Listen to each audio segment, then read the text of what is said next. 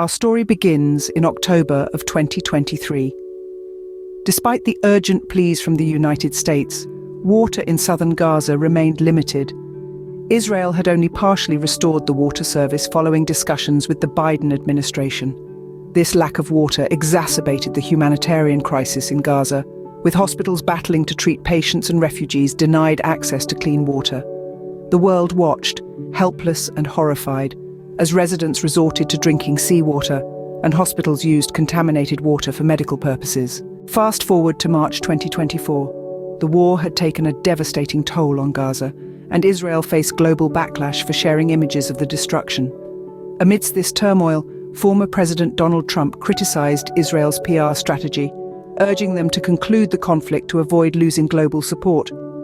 This period marked a growing divide between President Joe Biden and Israeli Prime Minister Benjamin Netanyahu. The tension between the two allies escalated, leading to the cancellation of high-level meetings. In May of the same year, Israel signaled its intention to proceed with military operations in Rafah, despite US warnings of potential disaster.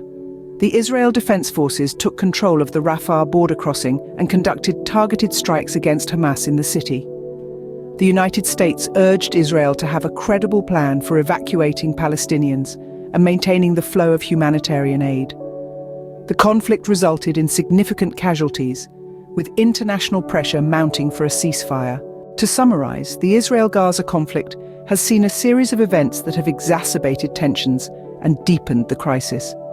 From the water crisis in southern Gaza in October of 2023 to the intensifying conflict in Rafah in May 2024, the situation has remained volatile and unpredictable.